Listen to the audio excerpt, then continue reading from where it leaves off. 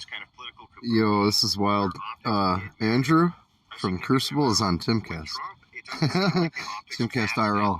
They paint him in the worst light possible, no matter what. Fire. And when this guy was So calling based. women dogs and fat and everything else, nobody So, cared, right? They were like, "Good, he's right." 3,000 people perhaps on the optics front, watching on Crucible. Optics. The Democrats had good optics this election. I disagree. Look at the Trump shimmy versus the knee on the ground. The reason why people are feeling comfortable and wearing MAGA hats walking around New York City. Send a super chat that says, "Wait, talk more." It's crazy. Watch this. So if I go to Timcast IRL, it's the same stream. Play both sides. Let's go, boys. It should be the same. We can make this happen. MSNBC's Should it be the same? Morning Joe host meets with Trump about Joe Scarborough and Micah Brzezinski's trip to Mar-a-Lago to see Trump. I'm on Timcast now. I'm going to switch back and forth. There's calls to boycott their show by all 28 people who watch it. Okay, it's 28,000. Yeah. But when I showed the ratings, which are by 1,000, it said Morning Joe 28, and I was like, only. So this is what they're being accused of. They have this clip where they said, obviously we disagree with Donald Trump, but we decided we got to do One is something slightly behind. Jeez, Timcast is slightly behind. He has 51,000 people watching. Jeez, that We're going to go makes talk sense. to him. It's too late. Comcast is talking about getting rid of it. CNN's laying people off. Time to hit the beach. Oh, Cocoa Beach, They give me a Orlando. commercial. This really does matter. There are but I think a default liberal, the average default liberal, is only going along with the left because they think that is the mainstream. Going along with the left because they think that is the mainstream. So I was saying before the election, the reason that we have to win the popular vote Default. is so that we can tell every single leftist you're on the wrong side of history. Yeah. You see the, All of a sudden the now, Overton windows. we're seeing Bill Maher a little comes too out. far He's to like, the left. oh, the left, Needs to they slide make me back. so mad. Democrats are snooty. It's like, oh, really, Joe? Yeah. Really, Bill? You were saying Trump couldn't Double, win dude. 3 Almost weeks ago. double. Now he's all of a MSNBC sudden like, oh, They only I had can't believe it. 25,000. He's Now got you like got Seth 45. Bolton coming out after the election saying, look, I'm concerned about a male athlete or former male athlete running over my daughters, and I'm supposed to be afraid to say that. He couldn't say it before the election. Here's my favorite, is Ezra Klein. After the election comes out and Don't says, dismantle all them. these Just people make are it so saying that their student loans are no longer when you hear guaranteed. crime You is make it up so you can or go the bankrupt costs are on up, them. that's Fox News. Yeah. Shut the F up. I live in New York. I talk to people. They are pissed. They are experiencing this, and I'm loving it. Ezra, where were you before the election to say these things? They didn't say it because Send a they super chat and genuinely I'll shut up. believed that the establishment was in control, and so they were going to say whatever they For good say. reason. Yeah, For good reason. Keep in mind, guys, you These are can't the always rural watch this on cowards who are Timcast like, IRL. I'm angry, of course, but I'm just going I to am say trying whatever not they to just want me to blab say, over them. so I can dodge their ire. Except to say that, Then and Trump then wins the this, popular explaining vote. that. Now, this all of a sudden, other these part. people are coming out being like, well, Trump was right the whole time. I mean, I was always for Trump. But isn't this the See you idea later, of retard. kind of the professional kabuki putting on the front of having really good optics? We say the right things. We're politically correct. We do this. Yeah, actually, I'm not chatting.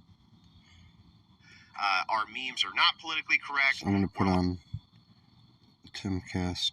We're brutal. We're a lot meaner. We're not very nice. This kind of thing. That seems like it's not optically friendly. Yet people move towards that. They move towards that in this election. All of the things that you're kind of framing here with the View and they're clucking and this and that. That was all positive optics, right? We're nice. We're saying the right things. I agree and disagree. I think you're right on, the right is more shocking, offensive, and edgy, but that is the positive optics. People joking, like Dave Chappelle doing he did the Chinese Asian joke stereotype. Everybody laughed. That is fun and funny. And that's what we want to do. The left was playing this moral grandstanding of we will beat you and punish you, and that was scary. People fell in line because they controlled the institution. Right, but that's mainstream optics, right? Like, that's the idea of mainstream optics. The idea of mainstream optics is don't be offensive, right? Pander correctly, look like you have the moral high ground at all times, be completely affronted by everything everybody says. That seems to have been kind of the mainstream optical game. Even my entire lifetime. And Trump, I think, I feel like he capitulated too much to that. Well, I think that's why it broke. Because once people realized I don't want to live this way, and other people, like I read that super chat where the guy says, when he saw the Rogan skin turned gray, started to realize this is all fake. Yeah. So my point is, when we come for retribution and accountability, retribution, divine justice, whatever you want to call it, not revenge, not an emotional thing, it's a pragmatic thing. People need to know we maintain that we are morally correct in what we are doing, and it is dispassionate and logical. Yeah. So the left threatens you. We'll throw you in the gulag, do it or else, and people fall in line. We, on the other side, say, make your jokes, dude, be edgy, I don't care. In fact, the right is a mix between people who are more conservative saying, I don't think anybody should be getting transgender surgeries, and the moderate, disaffected liberals saying, well, if you're over 18, do what you want. And this is a coalition, a unity party, and the left is fall in line with us, abortion, stillbirth, or else. People were scared and believed that. The popular vote was a massive flare in the air saying, not anymore. It is no longer a silent majority. The majority doesn't believe these things. What happens is those moral grandstanders like Micah and Joe, who are calling Trump Hitler, are now all of a sudden turning tail because they're scared of being on the wrong side of history. Yeah, they're still moral cowards. They're still bad people. But at least now they're bending their knee to our position. Yeah, but I mean, if the wind blows the other direction, they'll be right back there, right? Totally, Everybody knows it. 100%. The other thing. So let's not give them any slack. Yeah, They're probably just going to agree on pretty much everything. It's tongue in cheek saying lean into the revenge. The point is yeah, it is funny. But the point is to say, yes, they do need to actually push these investigations forward. And they need to do the same thing. They need to tie these Democrats up in the same amount of red tape that they tied Trump up in his first administration. And they prevented him from doing almost anything. He was always under some investigation for some nonsense. There was always some new investigation coming around. Now he has the Department of Justice at his disposal. He perhaps could put the right people in. Tie him up the same way. Tie them up with so much red tape they look like a Christmas tree. You know what I mean? Do the same tactics back that they did to you. Mm-hmm. Now, is that revenge or retribution? Sure, we'll call it retribution. Accountability. Yeah, accountability. But the thing is like you have to play by these tactics because otherwise you will die by them. I agree. I think, the thing I'm concerned about is the left scared everybody away by being brutal and authoritarian. Yeah. And so we have to make sure everybody knows freedom's on the other side of the fire, right? Stop pandering to these people. Stop pretending, and you can do your thing. And no one over here. Wasn't that the opposite of the messaging? Like their messaging was, these authoritarian right-wing fascists are going to come in and this and that, and they're going to take away your right to have an abortion, that's ultimate freedom. That's the superliminal. Yeah. And you had the liminal and the subliminal. And the subliminal was speak out of line and we will destroy your life. Yeah, I agree that was the undercurrent. I do agree with that. That was the undercurrent. But, abortion was the left's big push on freedom, right? That was their big push on freedom. Yeah, it didn't work. And women went more to Trump. Yeah, it turned out, this actually did surprise me. I'm sure it surprised you to an extent as well. It turns out that there's far less women interested in murdering their children as previously advertised. Well, the joke that I love was women buy milk and eggs more than they get abortions. Yeah. They're kind of like, if I'm weighing my... A lot of truth in that. But regardless of what any of us dudes here think, young women under 30 skewed towards Trump by 11 points. There was a shift towards Trump. And then one of my favorite metrics was... You think it's because Kamala was a woman? I don't know. One of my favorite metrics. Nobody hates women more than women. I was say the exact same thing. Nobody hates women more than women. One of my favorite metrics was. No, I forgot where I was going with it now. Oh, sorry. I was going to say I agree with these leftist loony liberals. Oh, I'm sorry. I remember now. Sorry. Go for it. That when the exit polling was asked, do you think democracy is under threat in the United States? The +7. So the largest block was yes, we do think. There was a 7% edge among people who said, yes, there's a threat to democracy in support for Trump. So basically, when they kept screaming democracy is under threat, most people said, that's right, and it's the lawfare you are engaged in against Trump and his lawyers. I mean, Is there data to show that that's the truth, or is that just inference? No. That was there was a poll that was released during the election where they asked democracy people, was number one on the exit polls, and then what number two was what the economy. What I'm saying is there a poll that delves further into the democracy thing where they're saying no, it is actually the lawfare against Trump, not people saying that's the inference. Because otherwise, how do you get people thinking democracy is under threat? I better vote for the guy who's threatening it? Yeah. No, it was because they were going after J6ers. It's because they were going to Trump's lawyers. Yeah. That was crazy. Yeah, which they asked me on YouGov a lot. That was one of the questions because I love my YouGov polls to participate, and I did say yes, democracy is under threat because they didn't ask me why, Phil, but they asked me, do you think it is? Yeah, I mean, it does seem most likely, and it's pretty clear that the narrative spun by the left just wasn't hitting home with people. It wasn't having the effect that they wanted it to. Well, if they had Biden, I think they would have done better. I think you're right, yeah. I think they would have done better. Kamala, the big thing with Kamala, when you say this guy's a threat to democracy, and by the way, here's this candidate that was never democratically put in, right? Never democratically put in, just happened to be a part of the ticket, and so we're going to run her anyway. That was that was not a good look for them. That's one. And then totally agree. And then two, Kamala Harris, and I'll say this, right? You can disagree with me if you want. Nobody wanted to listen to that chick's laugh for 4 years. Nobody wanted to listen to I agree. I do think that I don't want to listen to it for 107 days. No. Yeah.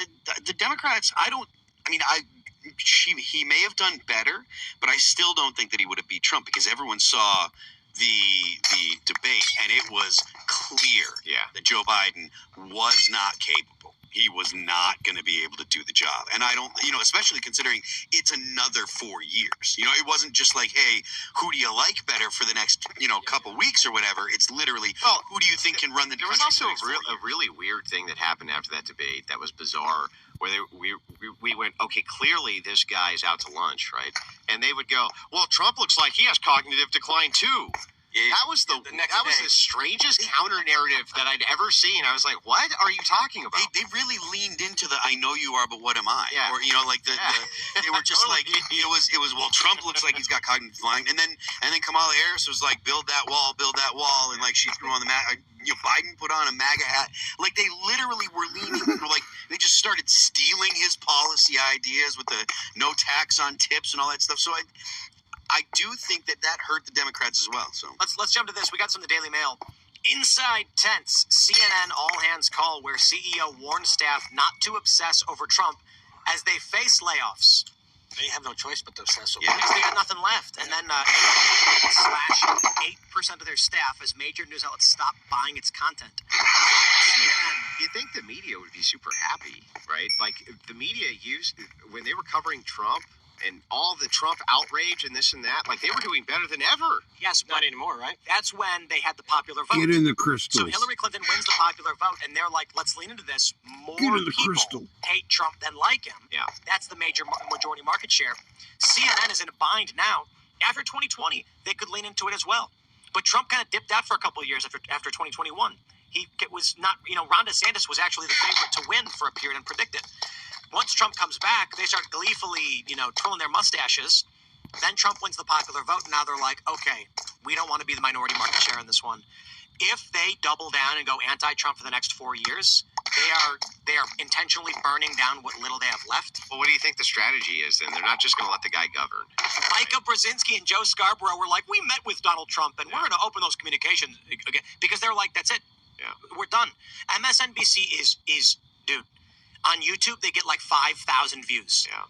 Their key demo ratings are between like 20. It was 22 was their lowest. It was Jen Psaki. She got 22,000.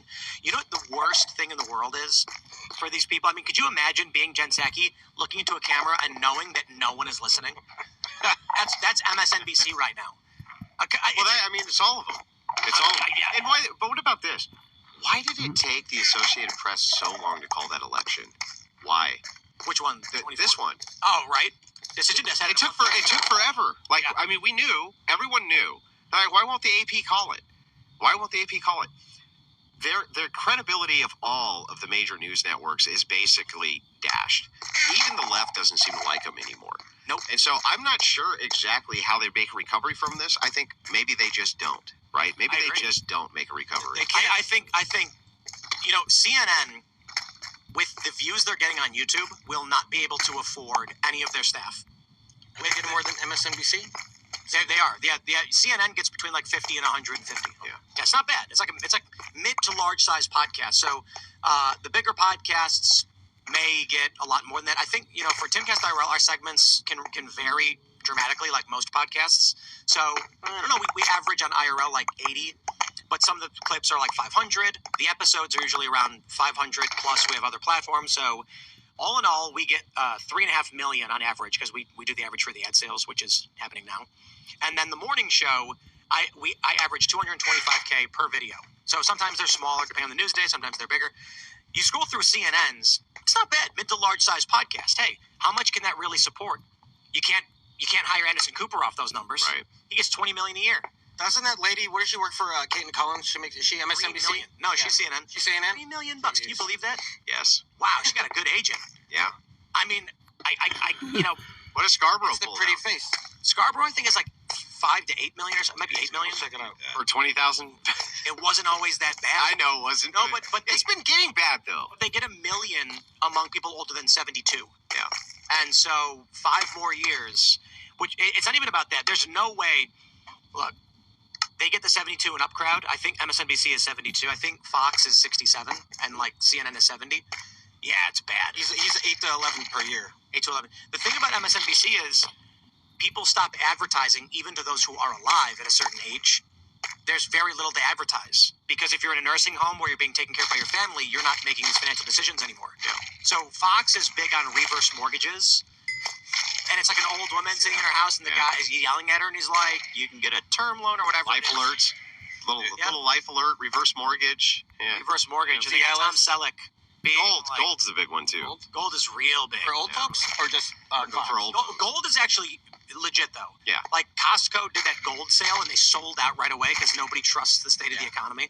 But if that's all they got left is you're 80, buy gold, I guess. You got 2 years to live. But here's the thing: the reverse mortgage ads you see on these channels are basically like, "You're gonna die anyway. Take the money now." Yeah. That's brutal.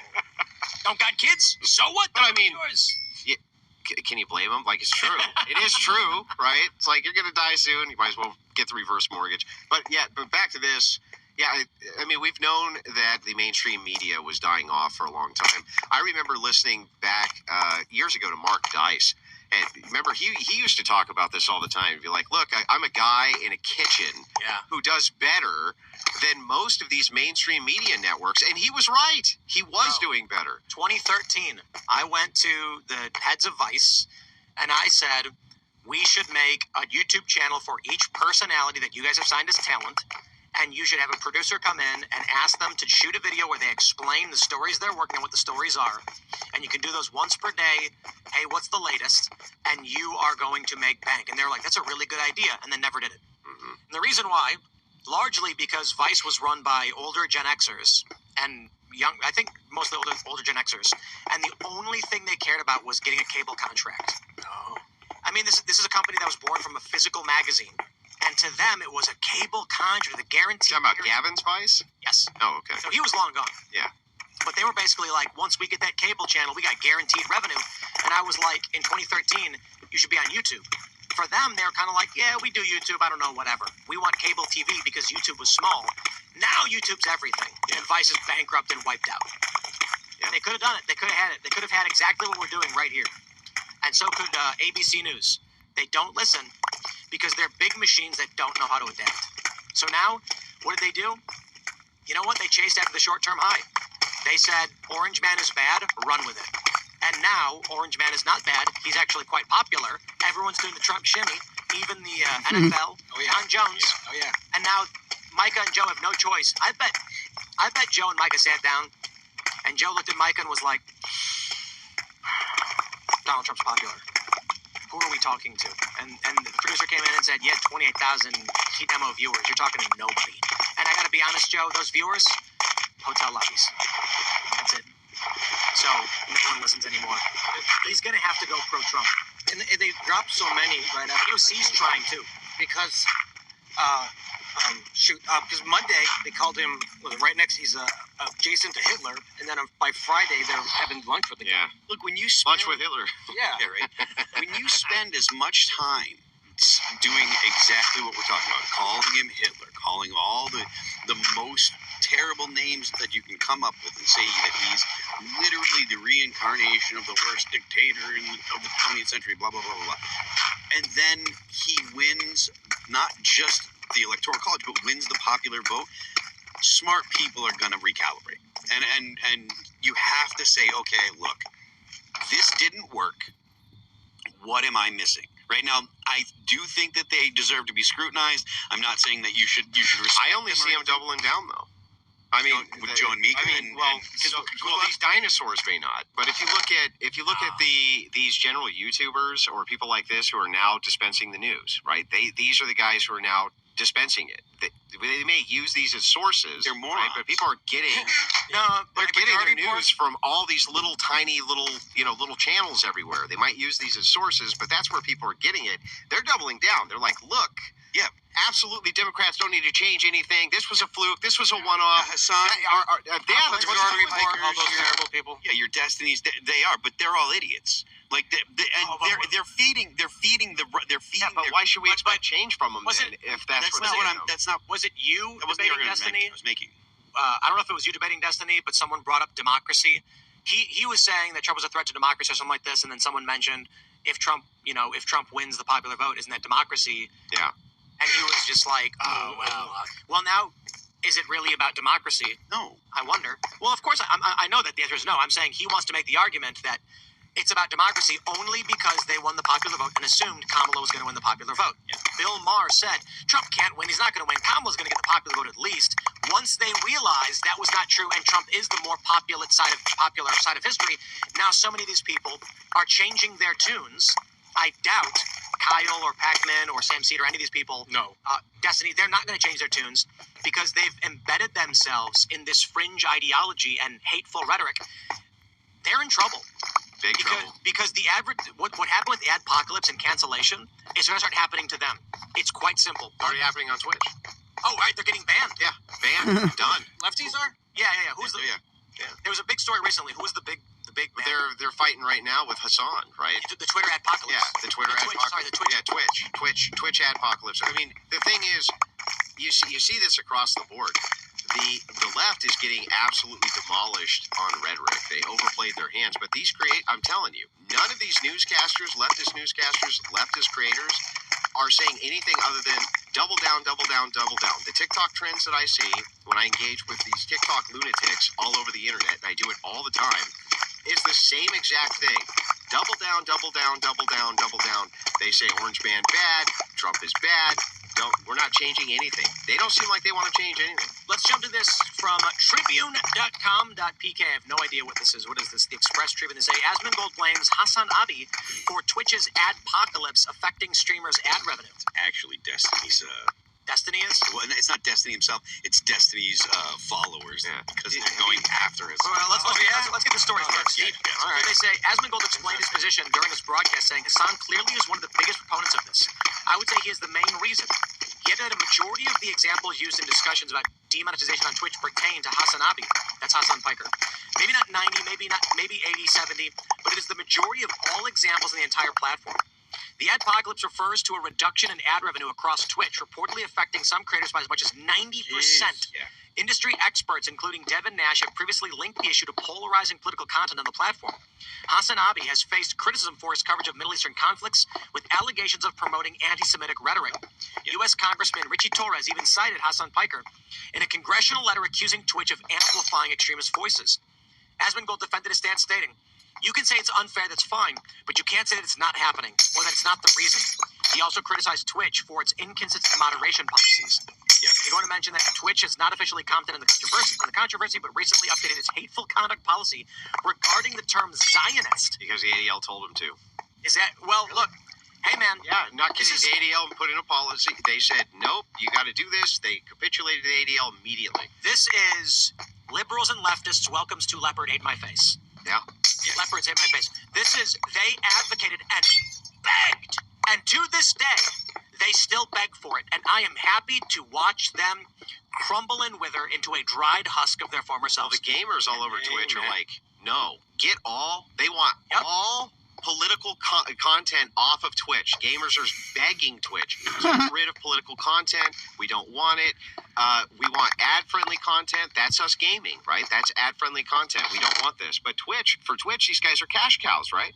Hassan, Asma, they're cash cows. Destiny has a viral video right now where he says that all of the people on the right should be banned. Including you. Including me. Yeah. He says people like, By name? By name. Yeah, by name. I don't know who else he mentions. I don't remember, but he says Tim Pool. These people, they're only awful, and their platform should be totally banned. And I'm like, he said Tucker Carlson. Right. He said Tim Pool. He said there was multiple But personalities. I'm in complete agreement right now with him, and I'm glad he brought it up because we hold the power of the institutions. We won the popular vote. The advertisers are siding with X, and he's going to get himself banned for screaming this. And bye-bye, Destiny. Disney came back to X too, even. That's what I'm talking about. All the major corporations are coming back to X because Destiny and his ilk are on the wrong side of history. Yeah. Destiny wanted to make the argument about democracy and all that. Well, he's anti-democracy. The more he complains, he is opposed to the will of the people. So if he wants to advocate for bannings, I say, well, don't look at me. But my stance on this has changed. And he's by the way, this guy's always been a deplatformer. I mean, way back, he's always been the advocate for deplatforming, unless it's him. Unless it's 10 years ago, I was in the we shouldn't ban people, we protect free speech, even for those who disagree with camp. Now I'm in the I do not defend my enemies. Yes. Destiny wants to burn down free speech. I say, hey man, you're on your own. So when they start ripping their revenue away and banning them out, and Hassan as well, I just say, sucks for you guys, I guess. I ain't gonna speak up for you. No. Yeah, I'm not. Suffer. Yeah, I'm not gonna sit there. I would never go and go out of my way to try and get someone banned. But I'm not gonna do one. I'm not gonna lift one finger. Right. I'm not gonna waste one bit of breath trying to defend him. Or anyone that says, these people should be banned. If you're advocating for banning people, beat it. I'm not going to defend you. What people are saying is even so much worse than that. It's not even just the idea of democracy. What Destiny was saying in that video clip, and I've heard this echoed from guys like Pac-Man and many others, is that all of humanity is benefited by you being gone. You even having a place to say anything is an existential threat to humankind itself. That's what you're saying. And all that happens is that the world's going to improve by getting rid of you. That's a call to action. That's an actual call to action. We must do this. We need to get rid of these people. How is it not if you say these people are an existential threat to everybody, right? How's that not really a call to action? Because that's what it sounds like to me. There's a reason why, and this is actually a fascinating metric I'd love to study. Maybe we could hire maybe People's Pundit. Rich Bears could help us out with this. After the election, that was a major inflection point. CNN, MSNBC's ratings collapsed. Yep. David Pakman, Brian Tyler Cohen, they started bleeding subscribers. Yeah. And he made a big deal out of it. Yeah, he did. And then when we responded, he made another big deal out of it. If you look at their accounts on X, AOC lost 150K this month, more now. They're fleeing to Blue Sky or other apps. And so we saw in the inverse, Fox News' ratings go up. Our viewership skyrocketed. We jumped a substantial amount. We are still seeing increased ratings. Right now, we're at 60,625 concurrent views, where we were averaging before 45K. So we've seen a boost. I'm wondering if this is regular people were watching these leftists, these liberals, believed them, saw that the majority of the country did not agree. Some of them either asked themselves, am I wrong? Some of them said, oh crap, I'm on the wrong side of history. But I'm wondering if we can actually track that sentiment among people who ditched the liberal shows and are rushing over here. And I think then the reason why people like Destiny are saying we'd be better off without them is because then the viewers would have nowhere else to go and they'd be trapped in his sycophantic lie machine. Well, it's always been the case that the leftists on Twitch and on YouTube have always pulled their resources, especially on Twitch, to remove any right-wing personality who existed there. For a good example of this, Fuentes was on Twitch. He was vastly popular. I think, to my understanding, he did follow the terms of service that they had set down at the time. They got rid of him because leftists collectively demanded that they get rid of him. That was it. And it's because, why? Well, he siphoned a ton of viewers. And because of that, he siphons their money. And that's what it comes down to, right? You're exactly right. They want to have the pool of viewership and the pool of cash. So, yeah, they do collectively demand often that right-wingers be removed from these platforms, whether they're breaking the TOS or not. They don't care. And they'll make shit up. I've seen them make up various things. I've seen them say, this guy's advocating for transgender genocide and all sorts of crazy things that nobody ever said anything about in order to push reports to various platforms to get you deplatformed. You know, the craziest thing I've been talking about for the past month, I went onto the front page of YouTube. I normally don't look. I don't go onto YouTube and look at default not signed in account like a fresh browser login. And I started to because we saw our viewership spike randomly, and I was like, okay, we got to be featured. Like they put you on the front page, your viewership's gonna jump. So I go to the front page, and sure enough, I see Timcast IRL, and I'm like, wow, something changed in the algorithm. I don't know if it's after the CEO passed on, rest in peace, no disrespect. The new CEO had a change of heart and said, if the show's good, it's good, put it on the front page.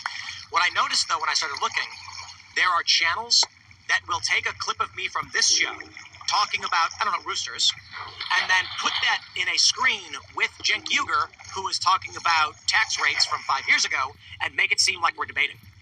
And they'll get 30,000 views on it and make money. That's insane and freaky stuff. So you'll get a video where, I can't remember, one of them I saw made the claim that me and Cenk Uygur were fighting with each other, and we were enemies, and I was like, that's really weird. Like, he was actually, we were talking to him about coming on the show, and everything was cordial. We disagreed, but he's been cordial. So I clicked the video, and it was a total fabrication, and it had like 38,000 views or something, and I was like, holy crap. I went back and I saw a bunch of these, Ben Shapiro debating a guy, and different channels doing it. They realize that this space and these debates get traffic and people want to see it. They realize that big names attract the viewers, and so they can make a fake video. They don't call it parody or anything like that. They just say, wow, look at this, whoa, and they play it. It's that's been going on for years. People tapping into the large content creators have conflict. Making these fake videos I've never seen before. They do it all. Yeah, they've been doing it for a while. Making videos from two different channels totally unrelated to each other and combining them to make a fake debate. Well, maybe not specifically that. Was it an actual fake debate that they hosted? Oh, really? It was like a short video with a couple clips. One of them was me, and I can't remember exactly what it was, but let's say I'm talking about, Joe Biden comes out and says Trinidad shot under pressure, and then I go, what was that? That was gibberish nonsense. The man's not even speaking English now. How could you sit there and tell me this guy is giving me an honest argument? And then it would be a clip. Cenk Uygur going, don't say that. That's ridiculous. Yeah, but I mean, that's an old way to do satire too. Yeah, but this was not satire. It was a guy hosting it going, hey guys, so I was watching a debate with Tim and Cenk, and it was really crazy because Tim was saying these, and I was like, what? Just totally fabricated? Yes, 100%. And there were a bunch of them from different people. Wow. And I was like, yo, what is this? That's freaky. So you just look at what's trending in the algo maybe, and then try to push that content out. Certain names get clicks. Yeah, of course. It's like when people make the clips from this show where they edit it in funny ways, where it's like me and Ian staring into each other's eyes, and then the next clip is like we're not there anymore, and then those are funny. Well, these videos are weird. Anyway, to your point, the reason I bring it up, it is like Sam Cedar is the king of this. He just makes things up every day. It's like his whole show is just fabricated. The dude literally came on the Culture War podcast. I know, I watched it. Did you see when he said, that's the clip I was trying to get? Yep. He admitted to doing it. So this guy, Sam Cedar, he was very, so I was expecting when he came on that this was going to be a really kind of a good exchange because Cedar is known as being a fairly decent debater inside of these spheres. I never thought so, but he's known for being one. And he was just kind of doddering. It was like, I want to make an allegation, but I can't make an allegation, but I want to make an allegation.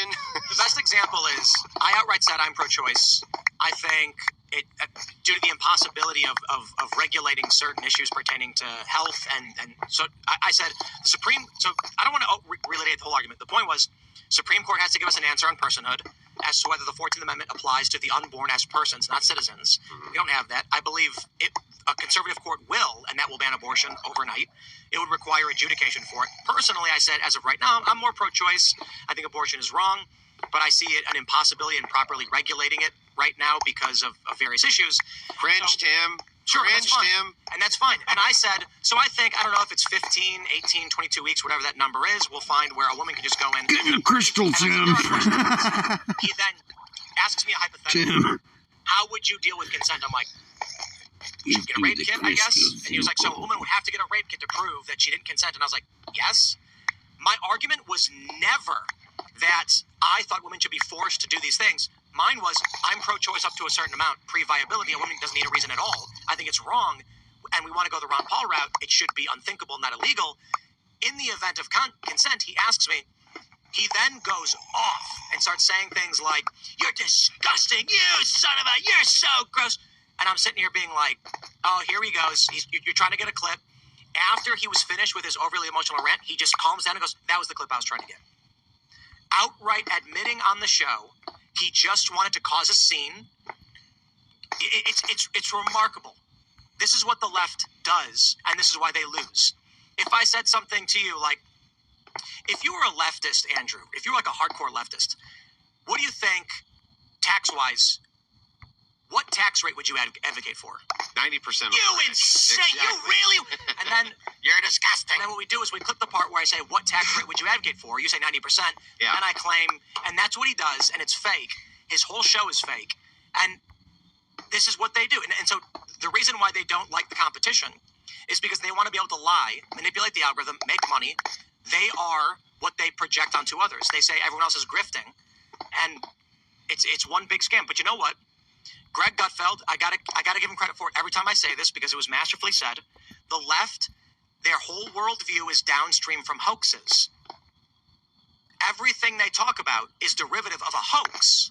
But once you see through one of them, there's no going back. Yeah. My response to that is, that explains SNL, for instance. The jokes on SNL that don't make sense, where they have RFK Jr. out and come out and be like, gotta get rid of all the vaccines. And I was like, what's the joke? I mean, RFK Jr. is not anti-vax. Doesn't make sense. It's because in their hoax world, they think he hates vaccines. And then you actually listen to the guy like any sane person, and he's like, I think vaccines should undergo rigorous testing like every other medication, and I recommend them. And you're like, oh. So it's like a moderate position. It's totally normal. Yeah, well, in satire, if it doesn't point at the truth, isn't funny. That's the point, right? And so when people say Saturday Night Live, for instance, isn't funny, because you're not pointing at the truth. If you're not pointing at the truth, you can't have any humor. Otherwise, what are we even talking about? Right? So anyway, I digress. I'm done ranting about those people. But so what? Twitch revenue is just flat. The stock guys says his ad revenue is down 95%. Yeah, well, I mean, YouTube ad revenue is way up. Twitch had a great opportunity with their platform before they sold out. They had some great shows on there with some great talent, and they literally buckled under to Hassan Piker. I mean, basically, whatever Hassan wants on that platform, Hassan gets, and that's that. So if you're a popular right-wing entertainer or commentator, you go on there and you make fun of the golden boy, you're gone. I mean, that's it. Samsung, so L, Twitch Google, has always L, been unfriendly to the right. everyone, Everybody knows YouTube, L. L. But now it's so beyond obvious, and that's why the gamers there like, look. Isn't Twitch Amazon? Yes. Yeah. Oh, I think Bezos must have had a conversation with somebody. You know, he comes out and says, Washington Post, we're not going to endorse. He's like, oh, we have to be impartial. I think when the left started saying that they were going to pass these taxes on unrealized gains, and he actually got us to defend Jeff Bezos, or I should say that the left got us to defend Jeff Bezos. I'm like, Bezos doesn't make $1 billion a year. It's to me, Tim and him, and just like having a good conversation. Andrew on Crucible said versus Andrew versus Timcast, because just he's appearing on there. I guess they're not really, because usually it's adversarial, or he's like debating people who say stupid things. I'll just say that. All right, good stuff. All right, bye.